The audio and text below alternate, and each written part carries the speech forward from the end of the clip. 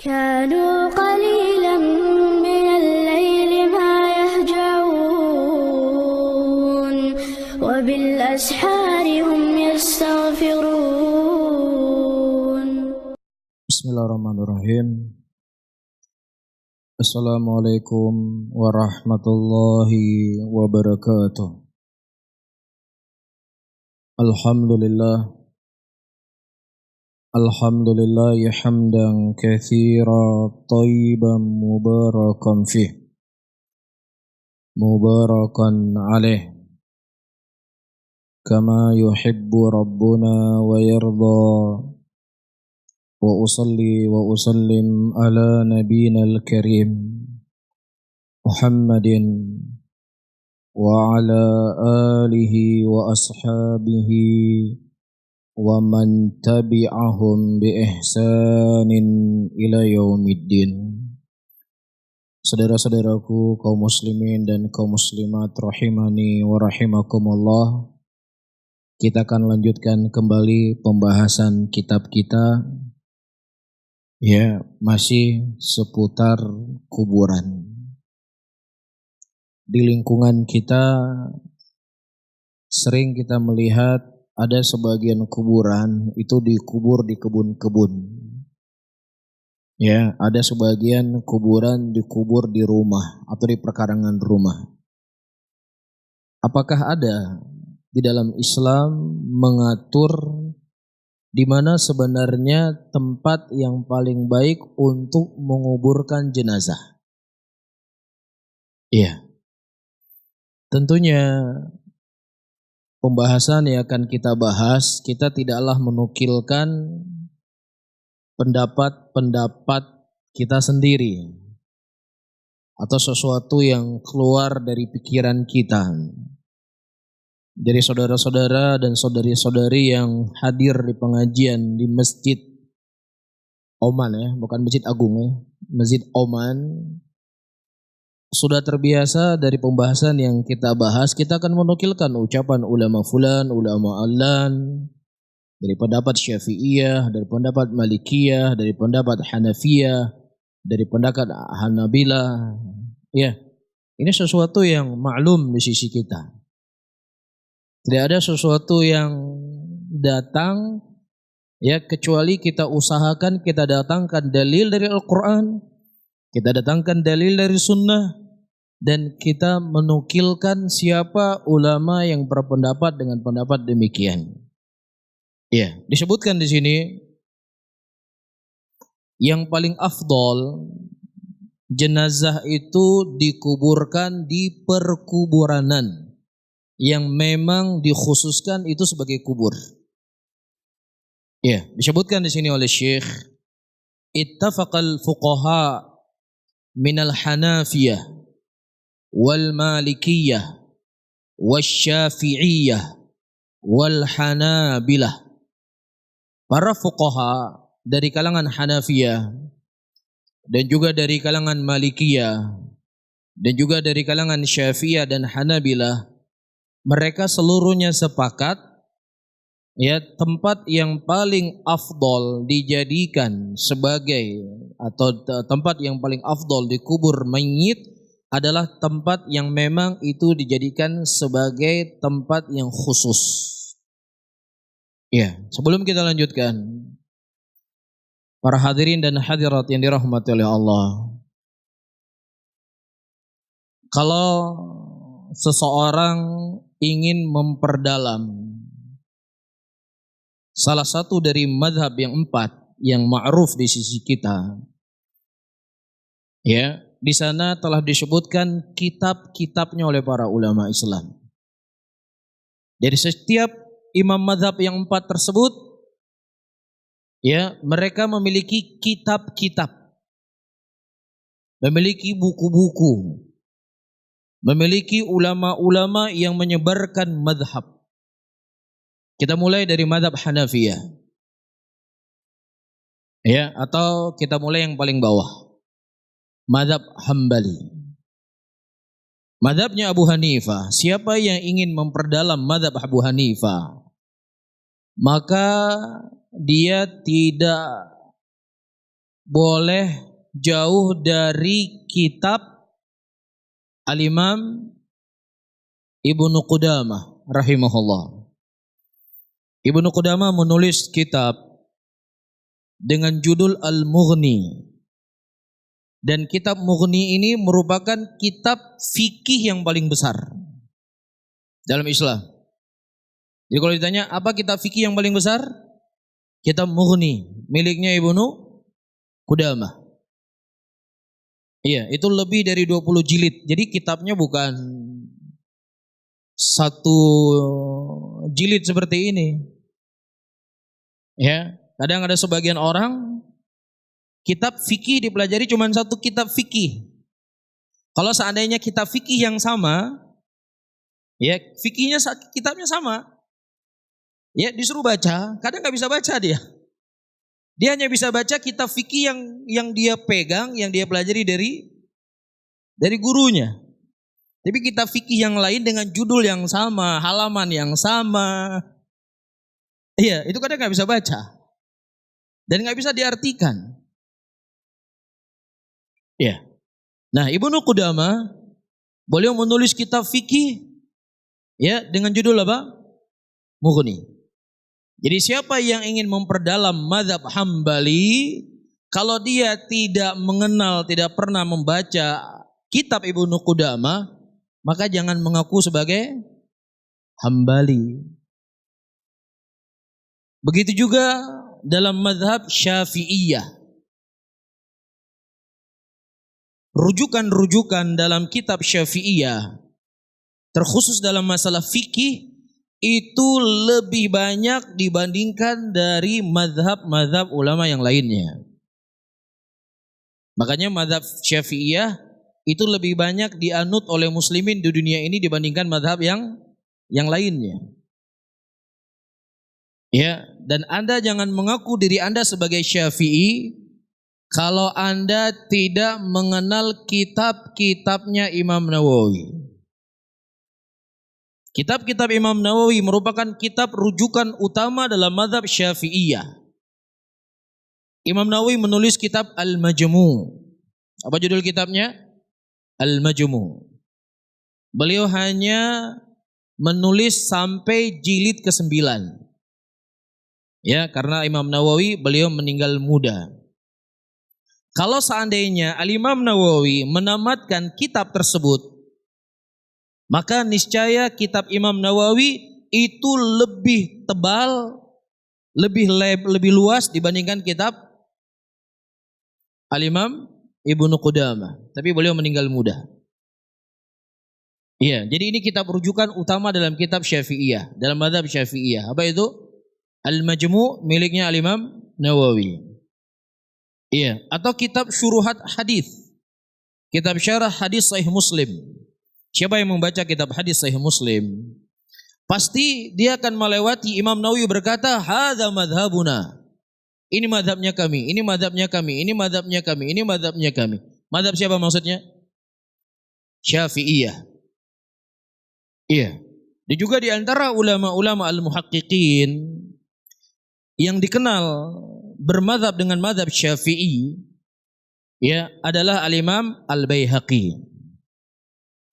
Al-Imam Baihaqi menulis kitab yang sangat banyak. Di antara kitab beliau Sunanul Kubra, Sunanul Wusta, Sunanul Sugra.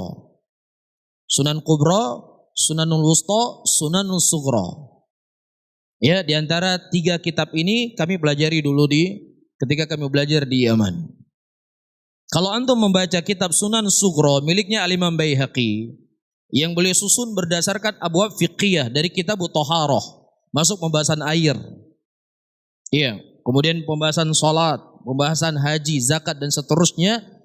Setelah beliau menukilkan hadis-hadis yang datang dari Nabi sallallahu alaihi wasallam, kemudian beliau berkata qala Syafi'i, qala Syafi'i, qala Syafi'i, qala Syafi'i. Ya, jadi Anda jangan mengaku sebagai Syafi'i kalau Anda belum mengenal atau membaca atau mempelajari kitab fikihnya Al-Imam Baihaqi rahimahullah. Iya. Kemudian Al-Imam Malik. Imam Malik juga memiliki kitab-kitab referensi yang bisa kita baca untuk mengenal mazhab Malikiyah. Di antaranya kitab Al-Imam Ibnu Abdul Bar rahimahullah. Al-Imam Ibnu Abdul Bar menulis 2 kitab fikih yang besar.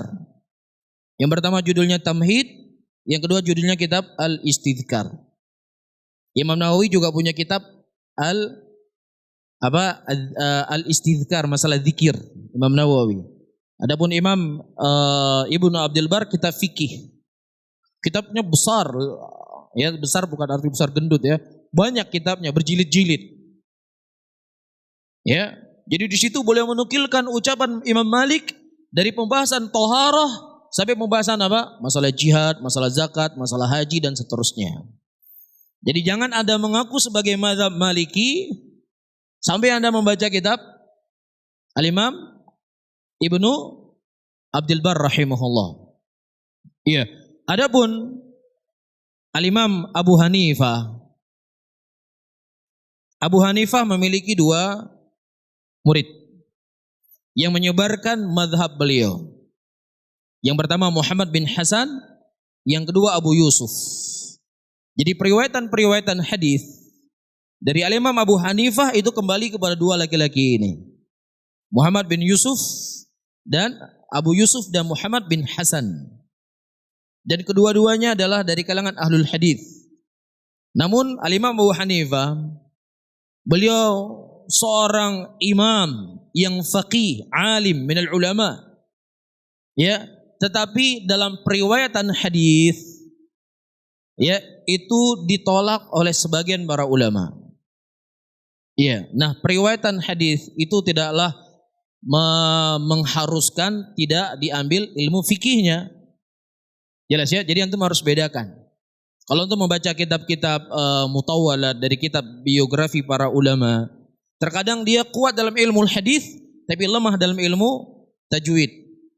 Kuat dalam ilmu tajwid tapi tidak dikenal dalam ilmu hadis. Ini biasa. Saya contohkan, Al-Imam Sibawayh. Pernah dengar Sibawayh? Pernah dengar Sibawayh? Sibawayh ini adalah ulama lughah. Ya, jadi kalau antum baru belajar baru baca kitab Tuhfatus Saniyah, ya, membaca kitab Mutamimah, Syarah Mutamimah, itu belum tidak akan melewati Sibawayh. Tapi kalau antum sudah baca kitab Qatrun Nada, sudah baca kitab Alfiyah Imam Malik, Ibnu Malik, sudah baca kitab Mughnil Labib, maka nama Sibawayh ini akan sering terucapkan. Ya, nah siapa Sibawayh ini?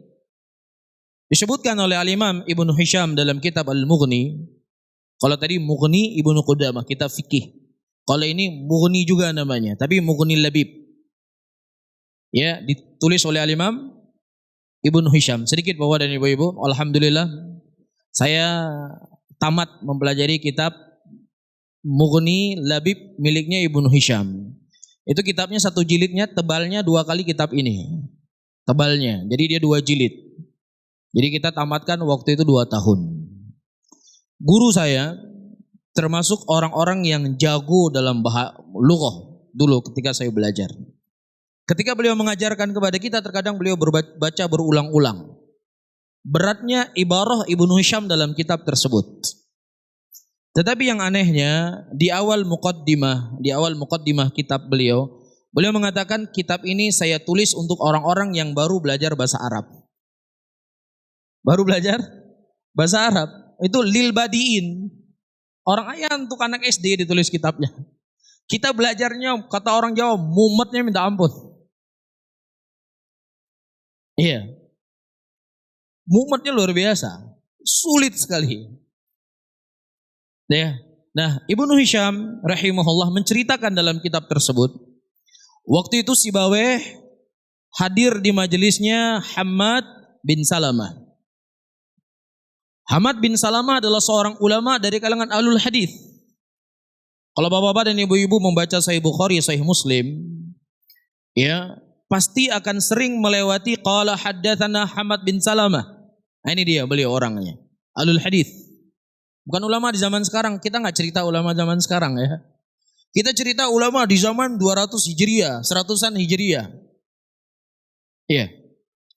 Jadi waktu itu Hamad bin Salamah membawa sebuah hadis dari Nabi SAW. Beliau membaca Laisa Aba Darda. Laisa Aba Darda. Diprotes oleh si Baweh. Ya Hamad, huruf Laisa itu merofakkan khobar, merofakkan isim, menasabkan khobar. Jadi seharusnya baca Laisa Abu Darda, bukan Laisa Aba Darda. Keliru kamu bacanya, kata si Baweh. Ini si Baweh kan baru belajar. Baru mungkin belajar bahasa Arabnya masih Tuhfatus Saniyah. Belum masuk Mutamimah, belum masuk Qatrun Nada, belum masuk Alfiyah Ibnu Malik. Baru baca kitab Tuhfatus Saniyah. Nah di Tuhfatus Saniyah yang namanya Laisa, ya merofakkan isim, menasabkan khobar. Jadi kan seseorang itu terkadang menilai sesuatu itu dari pengetahuan yang dia ketahui. Ini terkadang sesuatu yang sudah sering kita bahas ini keliru. Anda menilai sesuatu dengan pemahaman, dengan sesuatu yang Anda kuasai, terlebih ilmu agama itu sangat keliru. Keliru. Kita mungkin baru belajar ilmu itu masih sebatas seperti paret-paret yang ada di depan rumah kita. Masih sempit sekali ilmu kita. Sementara orang terkadang belajar ilmu sudah seperti lautan yang sangat luas. Kemudian kita menganggap sesuatu yang nggak saya tahu salah, sesuatu yang nggak kita tahu keliru. Dan saya akan ulang-ulangin terus apa yang saya ucapkan sekarang ini karena inilah yang menjadi dampak terkadang salahnya orang dalam memahami. Ya, jadi si Baweh wajar. Ya Hamad bin Salamah salah kamu bacanya. Kata Hamad bin Salamah, ya si Baweh, kamu sudah lahan. Kamu keliru, kamu yang keliru. Karena laisa dalam bahasa Arab itu terkadang datang dengan mana illa. Jadi dalam bahasa Arab kalimat illa pengecualian idza kana kalimat mujiban taman, apabila kalimat tersebut mujib tam, ya, maka wajib setelahnya dinasabkan. Ya, mohon maaf kalau tidak, saya sebenarnya bukan ini yang saya inginkan. Yang saya ingin utarakan isyarat-isyarat yang saya sebutkan tadi. Ya, yang ingin kita isyaratkan walhamdulillah kita belajar itu belajar bahasa Arab. Kita nggak baca buku terjemahan. Kita punya referensi. Apakah dalam masalah fikih, apakah dalam masalah akidah, apakah dalam masalah tauhid, kita punya referensi. Yang itu kembali kepada imam-imam mazhab terdahulu. Iya. Kemudian setelah itu si Baweh dia berjanji mulai hari ini saya akan belajar bahasa Arab sehingga tidak ada satupun orang yang bisa menyalahkan saya dalam bahasa Arab.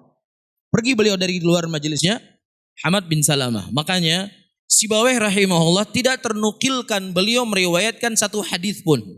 Karena apa? Karena beliau keluar dari majelis Hamad bin Salamah belajar bahasa Arab. Belajarlah beliau bahasa Arab. Sehingga menjadi imam besar dalam masalah lughah. Jadi ini sejarah beliau belajar bahasa Arab karena disalahkan. Iya.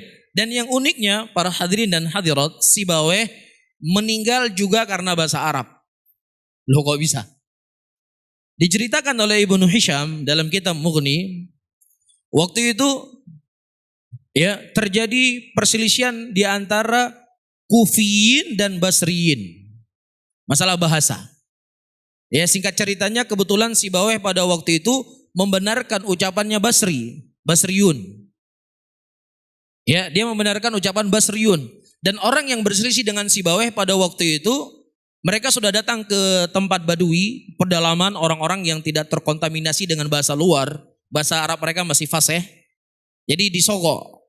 Orang-orang Badui itu disogok. Nanti kalau terjadi perdebatan kamu sebagai hakim, maka jawablah seperti jawaban ini ya. Nah karena dia sudah disogok, akhirnya ucapan si Baweh disalahkan. Karena di kepikiran disalahkan bahasa Arabnya, akhirnya dia meninggal. Kepikiran terus. Ini diceritakan oleh Ibnu Hisham rahimahullah. Tapi para hadirin dan hadirat, ya kita kembali. Dalam mazhab Hanafi, ya itu ada alim dari ulama yang menyebarkan mazhab al-Imam Hanafi. Selain dari dua murid Imam Abu Hanifah. Siapa itu? Al-Imam Ada yang tahu? Al-Imam At-Tahawi. Ya, Al-Imam At-Tahawi. Beliau menulis kitab dengan judul Al-Muhalla. Ya, siapa yang mereka ingin memperdalam, saya ulangi kembali, mazhab Hanafi, maka dia tidak terlepas dari kitab Al-Imam At-Tahawi. Dan juga para ulama-ulama tersebut, selain tersebarkan dari mereka mazhab fikih, juga tersebarkan dari mereka ya masalah akidah. Masalah apa? Akidah. Iya, di antara akidah Al-Imam Abu Hanifah itu ditulis oleh Al-Imam At-Tahawi. Beliau menulis kitab syarah, judul kitabnya Aqidah At-Tahawiyah. Itu menggambarkan bagaimana akidahnya Al-Imam Abu Hanifah. Jadi bukan fikih saja. Begitu juga dalam mazhab Hambali. Imam Ahmad telah menulis kitab yang sangat banyak tentang akidah beliau. Kitabus Sunnah miliknya Imam Ahmad. Beliau sendiri yang menulis Usulus Sunnah. Disitulah kita bisa melihat bagaimana akidahnya Imam Ahmad. Ya, begitu juga Imam Syafi'i. Telah ternukilkan dari murid-murid beliau. Ya, dari ulama-ulama Syafi'iyah yang menyebutkan bagaimana akidahnya Imam Asy-Syafi'i. Di antara yang paling terdekat, ayyuhal hadirun wal hadirat, ya, Al-Imam beliau menulis sebuah kitab dengan judul Syarrus Sunnah lil Muzani. Al-Imam siapa? Al-Muzani. Sebelum Imam Syafi'i meninggal, beliau memberikan wasiat khusus kepada muridnya ini. Namanya Al-Muzani. Dan Muzani menulis kitab dengan judul Syarrus Sunnah. Silakan baca. Apa akidahnya Al-Muzani yang beliau ambil dari gurunya Syafi'i. Silakan dibaca. Ya, kita punya referensi. Kita punya bukti. Bukan hanya sekedar opini yang digulirkan, tapi referensi yang bisa dipertanggungjawabkan. Iya, dan di antara ulama-ulama Syafi'iyah yang berbicara dalam masalah akidah adalah Al-Imam ya As-Sabuni. Sabuni kalau kita membaca biografi beliau, beliau termasuk dari ulama Syafi'iyah. Iya, beliau menulis kitab apa? Apa judul kitabnya?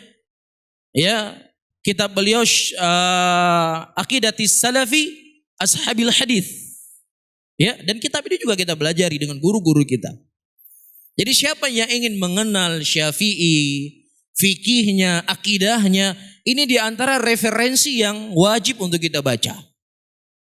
Bisa difahami ya? Jadi nggak mungkin Al-Imam Syafi'i hanya ternukilkan dari beliau fikihnya, nggak ternukilkan dari beliau apa? Akidahnya, ini nggak mungkin. Dan nggak mungkin murid-murid Syafi'i hanya meriwayatkan dari Syafi'i fikihnya, tidak meriwayatkan Syafi'i akidahnya. Ya, Al-Imam Abul Hasan Al-Asy'ari, Al-Imam Al-Maturidi, beliau lahir pada tahun berapa? 300-an Hijriah. Kan begitu, akhir 300-an Hijriah. Imam Syafi'i hidup tahun berapa? Tahun berapa? 100-an Hijriah atau 200 Hijriah? 100-an Hijriah. Paham di sini? Paham nggak? Kita coba perhatikan sejarahnya dulu. Al-Imam Abul Hasan Al-Asy'ari hidup pada tahun 300 Hijriah. Beliau lahir, Imam Syafi'i sudah meninggal. Mungkin cucu Imam Syafi'i juga sudah meninggal. Paham di sini? Jadi kira-kira mungkin nggak Imam Syafi'i mengambil akidah dari orang yang beliau masih hidup, orangnya belum lahir? Ini secara logika kita berbicara. Mungkin nggak kira-kira? Nggak mungkin ya. Nah, kalau seandainya Abul Hasan Al-Asy'ari rahimahullah, ya, beliau hidup di tahun 300-an Hijriah, yang menjadi pertanyaan buat kita, apa akidahnya Syafi'i? Apa akidahnya Imam Bukhari? Apa akidahnya Al-Imam Muslim? Apa akidahnya Imam Malik? Apa akidahnya Imam Abu Hanifah? Apa akidahnya Sufyan Ats-Tsauri, Sufyan ibn Uyainah, Hamad bin Zaid, Hamad bin Salamah, Az-Zuhri, Ibnu Mubarak?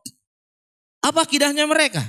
Mereka hidup di tahun 100 Hijriah, di 200 Hijriah, sementara pencetus akidah Al-Imam Abul Hasan Asy'ari baru hidup pada tahun 300 Hijriah. Ini PR buat kita semua ya.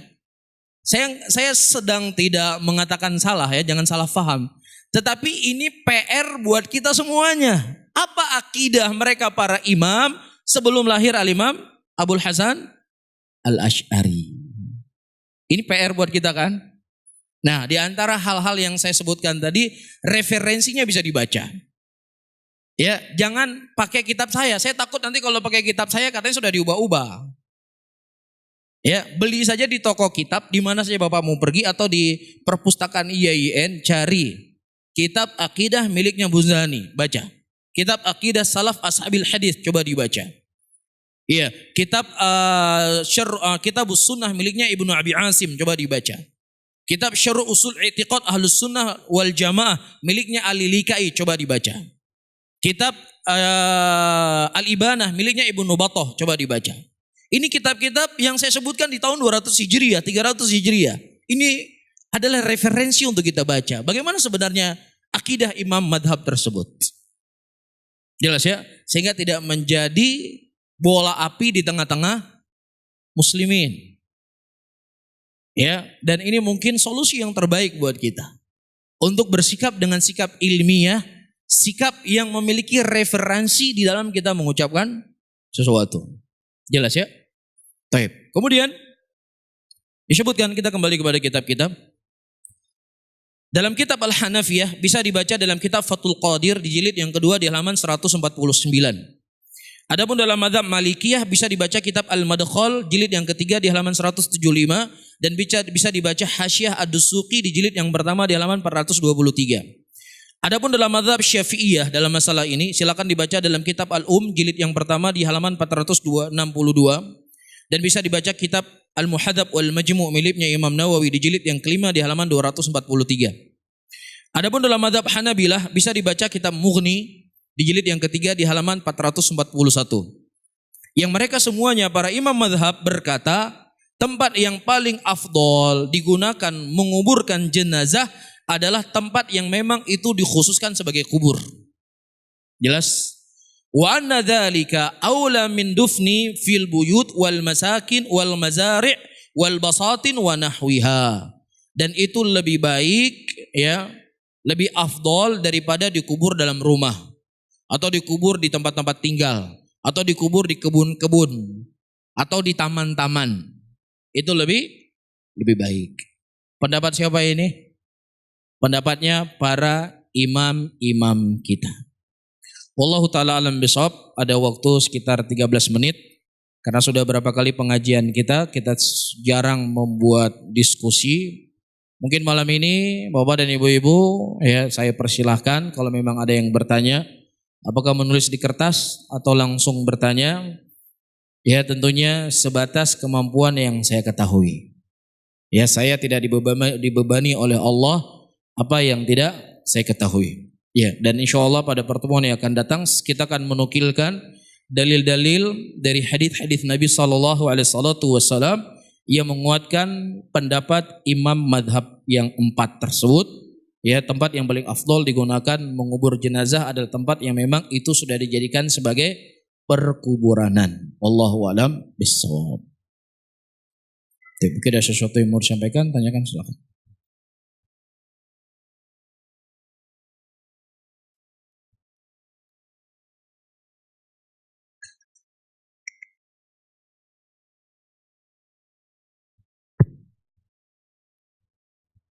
Bismillah, Ustadz. Saya akhir-akhir ini ada mendengar katanya Abu Hasan al-Asy'ari lahir 240 Hijriah. Apakah beliau termasuk ulama salaf atau bukan? Itu aja, Ustadz. Baik. Bapak dan Ibu-ibu yang dimuliakan oleh Allah. As-salaf, sebelum saya menjawab, ada baiknya untuk kita mengenal apa itu as-salaf. As-salaf itu arti secara bahasa adalah pendahulu.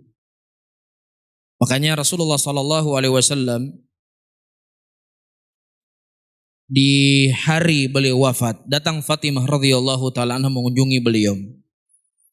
Ketika Rasulullah Sallallahu Alaihi Wasallam merasakan sakit yang luar biasa, beliau menasihati putrinya, Isbiri wattaqillah wa ana laki khairun salaf. Sabarlah wahai Fatimah dan bertakwalah engkau kepada Allah. Dan saya adalah sebaik-baik salaf buat engkau. Maksudnya apa? Sebaik-baik pendahulu. Jadi salaf itu secara istilah itu dikembalikan kepada dua hal. Yang pertama kepada zaman, yang kedua kepada orang. Ya, Rasulullah menyebutkan di dalam sebuah hadisnya mengumpulkan di antara zaman dan kemuliaan orang-orang yang hidup di zaman tersebut. Ya, Rasulullah mengatakan khairun qurun qarni, thumma alladhina yalunahum, thumma alladhina yalunahum, thumma alladhina yalunahum. Sebaik-baik generasi adalah generasiku. Dan kemudian setelahnya dan kemudian setelahnya. Generasi sahabat, generasi tabi'in dan generasi tabi'u tabi'in. Inilah disebut sebagai generasi salaf. Ya, generasi keemasan. Dan inilah yang menjadi barometer buat kita, standar sebuah kebenaran tersebut, ya, sesuai tidak dengan Al-Quran dan Sunnah di atas pemahaman para salaf. Nah itu dia. Karena kalau seandainya seseorang hanya memegang Al-Quran saja, memegang Sunnah saja, kemudian dia tidak mengembalikan pemahaman kepada 3 generasi yang terbaik ini, maka tentunya para hadirin dan hadirat, bukan Al-Quran dan Sunnahnya yang salah, tetapi pemahamannya yang keliru. Orang-orang Syiah hari ini yang mereka mengkafirkan Aisyah radhiyallahu taala anha, yang mereka menghina istri Nabi Muhammad sallallahu alaihi wasallam dengan apa? Dengan ayat Al-Qur'an. Innallaha ya'murukum an tadhbahu baqarah. Sesungguhnya Allah Subhanahu wa taala memerintahkan kalian untuk menyembelih sapi. Di kitab-kitab tafsirnya Syiah, mereka menafsirkan sapi di sini adalah Aisyah. Dia bawa ayat Quran atau tidak? Ayat Quran yang dibawa. Maka yang menjadi pertanyaan kita, siapa dari kalangan para ulama salaf, dari sahabat Rasulullah, dari tabi'in, dan dari tabi'ut tabi'in yang menafsirkan Baqarah di sini Aisyah, siapa? Kalau seandainya kamu tidak bisa menukilkan dari mereka, berarti inilah pemahaman kamu terhadap Al-Quran. Bukan Al-Qurannya yang salah. Bisa difahami ya? Dan sering saya sampaikan juga di pengajian, orang-orang yang mereka mengkafirkan Ali bin Abi Thalib radhiyallahu taala anhu, menantu Rasulullah, dengan apa? Dengan ayat Al-Quran. Jelas ya? Jadi setiap seseorang mendatangkan ayat Al-Quran, mendatangkan hadis Rasulullah, maka harus dengan pemahaman generasi yang terbaik dalam umat ini. Pemahaman para sahabat Rasulullah. Loh, para sahabat kan kamu meninggai. Pak Tacok man ucapan awaknya. Banyak. Al-Imam Abdul Razak rahimahullah menulis kitab Al-Musannaf. Abdul Razak itu hidup pada tahun 100 Hijriah. Beliau menulis kitab namanya Al-Musannaf. Itu semua ucapan-ucapan para sahabat Rasulullah tersimpan di situ. Abu Bakar ibnu Abi Syaibah juga menulis kitab Al-Musannaf. Tahu Abu Bakar ibnu Syaibah? Gureraneh kan gurelong. Ini gurunya Bukhari.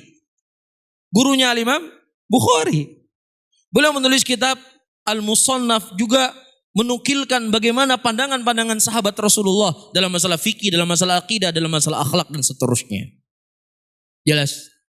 Al-Imam Abul Hasan Al-Asy'ari rahimahullah, dari ucapan-ucapan yang ternukilkan dari beliau, di antaranya dinukilkan oleh seorang ulama Syafi'iyah, Al-Imam Zahabi, itu termasuk dari kulangan Syafi'iyah.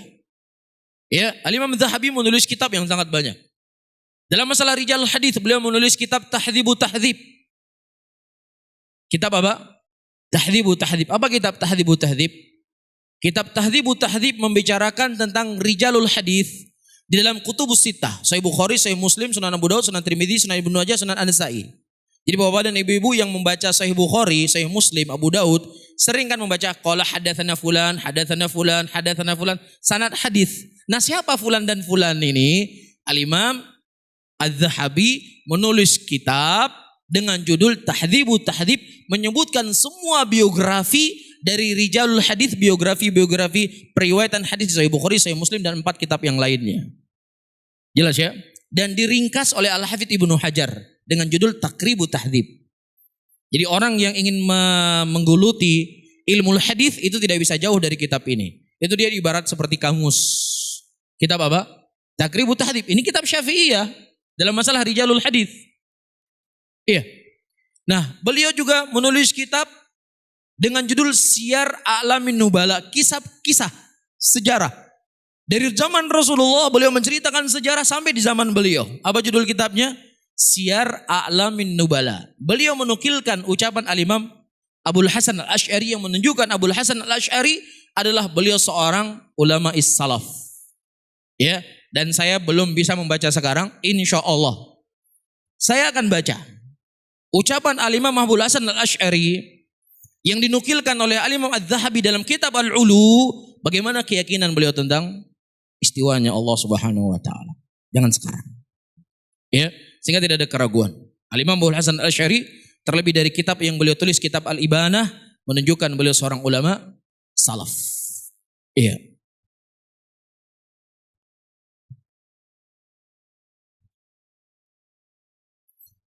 Jadi apakah boleh Ustadz kita bermadhab Syafi'i dalam fikih, dalam akidah bermadhab Asy'ariyah? Dan apa benar Imam Asy'ari bertobat di akhir masa hidupnya? Bapak dan Ibu-ibu dimuliakan oleh Allah, saya tidak ingin menjawab yang dikhawatirkan itu adalah pembentukan opini. Jadi insya Allah kita akan baca kitabnya. Kita akan baca dari kitab yang bisa dipertanggungjawabkan referensi ya tentang keadaan Al-Imam Abul Hasan Al-Asy'ari itu lebih baik. Cuman saya ingin jelaskan kepada para hadirin dan hadirat yang dirahmati oleh Allah. Imam Syafi'i beliau tidak mungkin hanya mengajarkan fikih saja, nggak mungkin. Nggak mungkin. Beliau pasti mengajarkan kepada kita akidah, itu pasti. Karena masalah akidah itu lebih pondasi dibandingkan masalah fikih. Masalah akidah itu lebih penting dibandingkan masalah fikih. Karena di dalam kubur kita ditanya oleh Allah dalam masalah apa? Masalah akidah kan? Man rabbuk wa man nabiyuk wa ma dinuk. Siapa Tuhanmu, siapa nabimu dan apa agamamu? Ini kembali kepada akidah. Ya, walaupun kita tidak menafikan ada perkara-perkara fikih di dalamnya. Ya, jadi tidak mungkin saya katakan kembali Imam Syafi'i tidak ada akidahnya, nggak ada akidah Imam Syafi'i. Mungkin nggak kira-kira? Nggak mungkin. Imam Syafi'i beliau berakidah, ada akidahnya, ada keyakinannya. Inilah hal yang menjadi PR buat kita membaca referensi-referensi dari ulama-ulama terkhusus murid-murid Syafi'i yang menukilkan dari Syafi'i tentang akidah beliau. Rahimahullahu ta'ala. Iya, oleh karena itu banyak di kalangan ulama-ulama menyusun kitab khusus I'tiqad Syafi'i, akidahnya Syafi'i. Silakan baca, banyak sekali buku-bukunya. Nggak perlu ambil di perpustakaan saya atau di buku-buku yang saya punya. Coba pergi ke maktabah di YIN, cari di situ mana akidahnya Syafi'i, cari buku-buku akidahnya Syafi'i. Nanti terkesan nanti kalau buku saya sudah diubah-ubah nanti.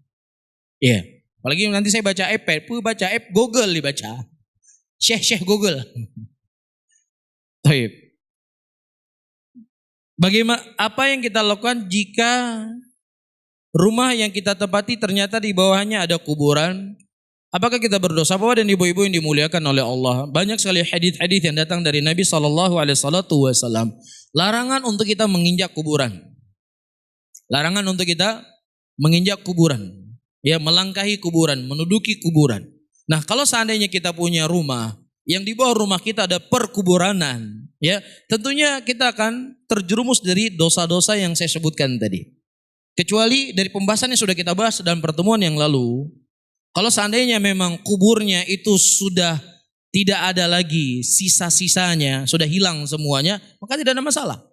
Tapi kalau seandainya dia ingin membangun rumah di atas kuburan, maka keharusan yang harus dia lakukan, dia membongkar kuburan tersebut dan memindahkan dari tulang belulang atau hal-hal yang memang masih memiliki bekas dari mayit tersebut harus dipindahkan. Dan ini sudah kita bahas pada pertemuan yang lalu. Nah, wallahu a'lam bishawab. Taib, di antara kitab Syafi'iyah, kebetulan saya ingat, ayyuhal hadirun wal hadirat, yang mudah untuk kita resapi, yang mudah untuk kita fahami, yaitu kitab Aqidah Syafi'i lil Barzanji. Siapa yang menulisnya? Al-Imam Barzanji. Beliau menulis sebuah kitab dengan judul Aqidah Syafi'i. Ya, dan beliau dan muhakkikul kitab telah menulis ucapan Syafi'i ini diambil dari kitab apa? Dari kitab Al-Umkah, dari Tabaqatus Syafi'iyah kah, atau dari kitab Al-Imam kitab Al-Asma wa Sifat miliknya Al-Imam Baihaqi kah, itu disebutkan referensinya. Tinggal kita merujuk, betul enggak itu akidah Syafi'i? Kan gampang sebenarnya kan? Ya, Allah Subhanahu wa taala telah menurunkan agama ini dengan sempurna. Allah Subhanahu wa taala telah mengatakan dalam Al-Qur'an, "Inna nahnu nazzalna dzikra wa inna lahu lahafizun." Sesungguhnya kami telah menurunkan agama ini dan kami pula akan menjaganya. Sehingga tidak ada satu huruf pun dari huruf-huruf Al-Qur'an, tidak ada satupun ajaran daripada ajaran Islam kecuali Allah telah jaga. Ya, melalui para ulama-ulama yang mereka telah menyusun dan menulis kitab-kitab. Tinggal kita mau belajar ataukah tidak. Itu sebenarnya. Ya, tinggal kita mau belajar ataukah tidak. Mereka telah menulis kitab yang sangat banyak.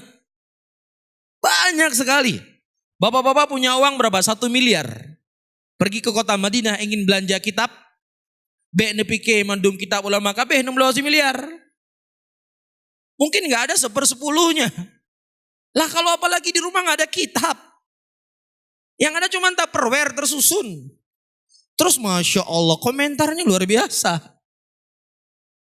Tupperware di rumah adanya. Hanya kitab. Jadi apa referensi yang Anda pegang apa? Ini kan para hadirin dan hadirat. Orang-orang yang berakal itu kan bisa menimbang. Bisa difahami ya? Islam itu agama referensi. Islam itu agama yang jelas. Kata para ulama salaf, kalau seandainya agama ini tidak ada sanadnya, maka orang kan berbicara sesuka hatinya. Makanya Imam Ibnu Sirin rahimahullah, ketika terjadi fitnah, apa beliau berkata? Sammu lana rijalakum. Sebutkan kepada kami rijalnya. Sebutkan kepada kami ucapan ini apa sandarannya. Fulan an fulan an fulan an fulan an Rasulullah sallallahu alaihi wasallam. Sebutkan siapa. Tapi kalau cuma sekadar nyo ana betoy, nyo gat, nyo gat. Tapi kalau cuma sekadar opini yang tidak berdasarkan dengan dalil, mohon maaf. Ya, walhamdulillah kita sudah terdidik sesuatu dengan dalil. Jelas para hadirin dan hadirat? Nah, wallahu a'lam bishawab. Mungkin ini yang bisa saya sampaikan, mudah-mudahan bermanfaat buat saya sendiri dan juga buat hadirin dan hadirat semuanya. Mudah-mudahan Allah Subhanahu wa taala terus memberikan semangat kepada kita untuk menuntut ilmu, belajar agama, belajar akidah secara khusus yang mudah-mudahan kita harapkan dengan itu semuanya kita bisa dibangkitkan bersama baginda Nabi Muhammad sallallahu alaihi wasallam. Saya akhiri, Allahumma shalli ala Muhammadin wa ala alihi wa ashabihi wa man tabi'ahum bi ihsanin ila yaumiddin. Wassalamualaikum warahmatullahi wabarakatuh.